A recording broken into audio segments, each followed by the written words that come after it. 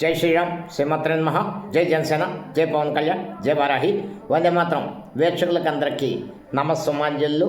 గత 10 రోజులుగా ఆంధ్రప్రదేశ్లో జరుగుతున్న పరిణామాలు చూస్తుంటే కొంచెం ఆవేదన కలిగిస్తోంది. ఒక తిరుమల కల్తీ నెయ్యి విషయంలో సిట్ రిపోర్టు సబ్మిట్ చేసింది. అందులో తయారు చేసిన అసలు నెయ్యే కాదు, బోలేబాబా డైరీలో కానీ ఆ ఆవులు కానీ ఒక ఆవు కూడా లేదు. ఆ తయారు చేసిన నెయ్యి ఏంటంటే నెయ్యి అనరు దాన్ని, పామాయిల్, కొన్ని సింథటిక్స్, కొన్ని ఐటమ్స్ కలిపి వాటి టెక్నికల్ నేమ్స్ నేను పెద్దగా చదువుకోలేదు కాబట్టి ఆ చెప్పిన పేర్లు నేను చెప్పలేకపోతే కలిసి అది ఆ నెయ్యే కాదు అని తెలిసింది.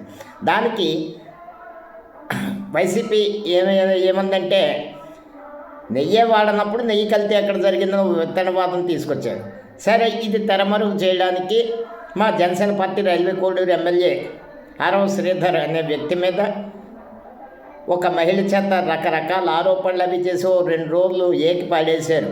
మేము కూడా వాస్తవంగా ఆరవ శ్రీధర్ది తప్పు ఉందేమో అని అనుకున్నాం. ఎందుకంటే సహజం, ఇవి కామన్, మనం ఎంత పద్ధతిలో ఉందామన్నా జరుగుతున్నాయి బయటని.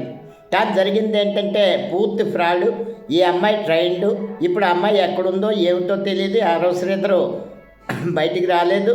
ఇది ఓ ముగిసిన అధ్యాయం. కేవలం క్యారెక్టర్ అసాసినేషన్ అన్నది జరుగుతుంది. ఇది ఒక మనకు హెచ్చరిక. జన సైనికులకు కానీ నాయకులకు కానీ బాధ్యతయుత పదవుల్లో ఉన్న వాళ్ళు కానీ మన క్యారెక్టర్ అసాసినేషన్ చేయడం, రకరకాల హనీ ట్రాప్లు కానీ ఇతరత్ర కానీ జరిగితే మనం అవేర్నెస్గా ఉండాలి. ఒక కేస్ స్టడీ మాకు గుణపాఠం మంచిదే. ఇంకా తర్వాత అది తెరమరుగు అయ్యేసరికి ఈ కల్తీ నెయ్యి గురించి ప్రభుత్వం ఏం నిర్ణయం తీసుకుందంటే ఫ్లెక్సీలు వేయించింది. మహాపాపం నిజమని ఆ ఫ్లెక్సీల మీద వైసీపీ నాయకులు ఫోటోలు వేస్తే దాని ప్రతిగణగా వైసీపీ నాయకులు ఆందోళన చేశారు. అలా ఫ్లెక్సీలు వేయడమే తప్పంటారు. ఒకటి, ఇక్కడ పిన్ టు పిన్ ప్రతిదీ ఎక్స్ప్లెయిన్ చేసుకుందాం. గతాన్ని కూడా మనం గుర్తు చేసుకోవాలి, వర్తమానాన్ని ఏం జరుగుతుందో చూడాలి, భవిష్యత్తు ఏం జరగకూడదో కూడా చెప్పాలి. ఎందుకంటే గతంలో ఒక ముఖ్యమంత్రి, గత ప్రభుత్వంలో ముఖ్యమంత్రి సమావేశానికి కటౌట్లు పెట్టి పవన్ కళ్యాణ్ గారిది, నారా చంద్రబాబు గారిని, నారా లోకేష్ది పెట్టి బాక్సింగ్ గ్లోవ్స్ పెట్టి కసితీర కొట్టడుంటాయి. ప్రపంచ చరిత్రలో ఎక్కడొక్కడ ప్రతిపక్ష నాయకుల్ని ఆ రకంగా ట్రీట్ చేసిన సందర్భం లేదు. అటువంటి విష సంస్కృతి మరి ఈరోజు ప్రభుత్వం ఇచ్చేసింది. సరే, గత ప్రభుత్వంలో ఆనాటి ముఖ్యమంత్రిని విమర్శిస్తే తెలుగుదేశం పార్టీ కేంద్ర కార్యాలయం మీద వందలాది మందితో కలిసి రాడ్లు, కర్రలతోటి, రాళ్లతోటి దాడులు చేశారు టీడీపీ కేంద్ర కార్యాలయం మీద. అలాగే ధూళిపార నరేంద్ర గారి ఇంటి మీద దాడి చేసి ఫర్నిచర్ అది ధ్వంసం చేశారు. ఆ రోజు అవన్నీ జరగబట్టే ఈరోజు అలాగే జనసేన పార్టీ కాకినాడలో తరివి కొట్టే జనసేన పార్టీ నాయకుల్ని కానీ వేరే మహిళలు కానీ ఇవన్నీ మర్చిపోయి కాదు కదా. సరే, అవన్నీ జరగబట్టే ఈరోజు కూటమి అధికారంలోకి వచ్చింది, అది వాస్తవం. సరే, అంబటి రాంబాబు ఆ ఫ్లెక్సీ దగ్గరికి వచ్చేది గొడవ చేసి నోరు జారేరు ముఖ్యమంత్రిని, తప్పే. కానీ దానికి ప్రభుత్వం మన ప్రభుత్వం ఉన్నప్పుడు చట్టపరంగా చర్యలు తీసుకోవాలి. కానీ నిన్న అక్కడ జరిగిన విషయం, గుంటూరులో అంబటి రాంబాబు ఇంటి మీద దాడి చేయడం, అది కాస్త సమర్థించదగ్గ విషయం అయితే కాదు. వాళ్ళు చేసిన తప్పులే మనమే చేస్తామంటే రేపు పొద్దున్న ఇలా బొమ్మ బొరుసు అయితే మళ్ళీ పరిస్థితి ఇదొక విధానంగా మారిపోతుంది. బెంగాల్లో ఉండేది సిపిఎం ఉన్ననాళ్ళు కాంగ్రెస్ని ఏరేసేది, తృణమూల్ కాంగ్రెస్ వచ్చాక సిపిఎం నామరూపాలు లేకుండా చేసింది. ఈ విధానం అయితే మన ఆంధ్రప్రదేశ్కి మంచిది కాదు. మనం ఏం చేస్తున్నాం, పైన ముఖ్యమంత్రి, ఉప ముఖ్యమంత్రి స్థాయి నుండి క్షేత్రస్థాయికి ఎలా ఉంది, ఇది బేరేజ్ వేసుకోవాలి. కానీ అంతేగాని దాడులే సమాధానం అంటే ఇది ప్రజాస్వామ్యంలో ఎవరు సమర్థించదగ్గ అంశం కాదు. ఇక ఇందులో అంబటి రాంబాబు అనే వ్యక్తి, నేను నోరు జారాను, తప్పే, అదే అని సరే ఆయన స్టేట్మెంట్ ఇచ్చారు. తర్వాత ఆయన ఇంటి దగ్గర దాడి జరిగింది. ఇప్పుడు దీన్ని ఏం ప్రచారం చేస్తున్నారంటే వంగవీటి మోహన్ రంగా వారసుడు. కర్మ ఏంటంటే వంగవీటి మోహన్ రంగా అనే ఆయన చనిపోయిన నాటికి నేను డిప్లొమా పూర్తి చేసి క్షేత్రస్థాయిలో అన్నీ తెలుసుకున్నవాడిని. ఆయన చనిపోయిన విధానం, ఆయన పోరాడింది ఇతర బడుగు బలహీన వర్గాల కోసం. కానీ ఆయన హత్య జరిగిన దరిమిలా కాపు జాతంతా ఒకటయ్యి ఆయన ఓన్ చేసుకుని, అది తప్పేం కాదు, వాళ్ళు ఆయన నిలబెట్టుకున్నారు, మిగిలిన వాళ్ళు పట్టించుకున్నా పట్టించుకోకపోయినా. అటువంటి వ్యక్తిని, ఈ అంబటి రాంబాబు అనే వ్యక్తి ఒక రాజకీయ నాయకుడు, మాజీ ఎమ్మెల్యే, వైసీపీ నాయకుడు, మాజీ కాంగ్రెస్ పార్టీ నాయకుడు. అంతేగాని వంగవీటి మోహన్ రంగతో పోల్చుకోవడం అన్నది చాలా దురదృష్టకరమైన పరిణామం.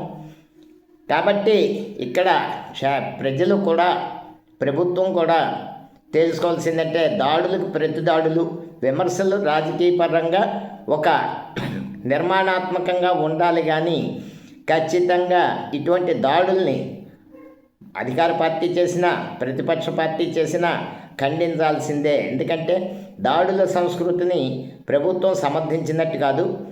పూర్వం కూడా గత ప్రభుత్వంలో జరిగాయి దాడులు, ఆ ప్రభుత్వంలో దాడులు జరిగాయి కాబట్టి మనం ఈరోజు అధికారంలోకి వచ్చి ఈరోజు మళ్ళీ మనమే దాడులు చేస్తే భవిష్యత్తు ఏంటి?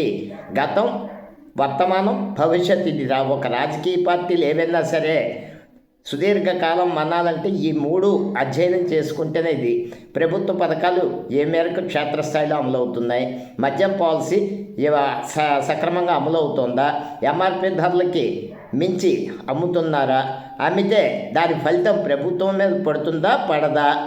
2029లో మళ్ళీ ఎన్నికలు, ప్రజాస్వామ్యంలో 5 ఏళ్ళకి ఒకసారి ఎన్నికలు జరుగుతాయి, అది దృష్టిలో పెట్టుకోవాలి. అంతేగాని ఈ 4 ఏళ్ళు మనం కరెక్ట్గా దాడులు చేసి లాస్ట్ సంవత్సరం శాంతియుతంగా పరిపాలిస్తే ప్రజలు అన్నీ గుర్తుంచుకుంటారు.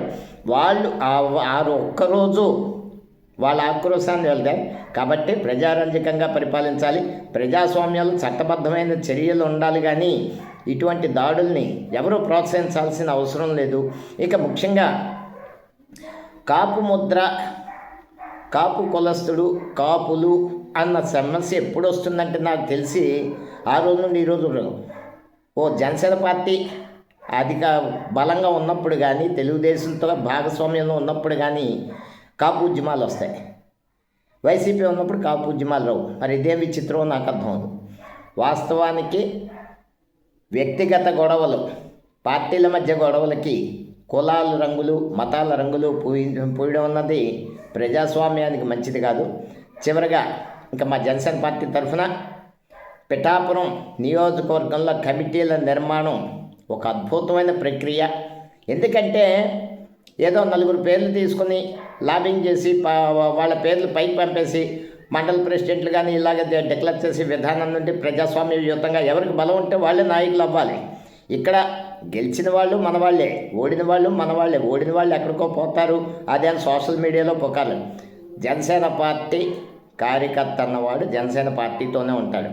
కొద్దిమంది ఉంటారు, అవకాశాల కోసం వచ్చిన వాళ్ళు ఉంటారు, అవకాశాలు రాకపోతే వెళ్ళిపోయే వాళ్ళు ఉంటారు. వాళ్ళతో బేరైతే నిజమైన జన సైనికుడు పవన్ కళ్యాణ్ గారితోటే ఉంటారు. ఇలాంటి ప్రక్రియ పిఠాపురంలో ఏదైతే చేశారో, బలమైన ఇన్ఛార్జీలు లేని చోట ప్రతి చోట శ్రీరామ్ తాళ్ళూరి గారు ఇదే విధంగా కమిటీల నియామకం, ప్రత్యక్ష ఎన్నికల పద్ధతి ద్వారానే, లాబింగ్ ద్వారా పదవులు అన్నవి మనకి అక్కర్లేదు. ప్రజాస్వామ్యయుతంగా మొట్టమొదటిసారి ఎన్నికల ప్రక్రియ చేసి పిఠాపురంలో ఎలాగైతే కమిటీలు నిర్మాణం చేశారో అదే ప్రక్రియ చాలా నియోజకవర్గాల్లో చేయాల్సిందిగా కోరుకున్నాం. ఎందుకంటే జనసేన పార్టీ బలంగా ఉన్నంతసేపే ఎన్డీఏ కూటమి బలంగా ఉంటుంది. అది చారిత్రాత్మక అవసరం. జనసేన పార్టీ బలోపేతం ఆంధ్రప్రదేశ్ భవిష్యత్తుకి ఒక చారిత్రాత్మక అవసరంగా తెలియజేసుకుంటూ వందే మాత్రం, జై హింద్.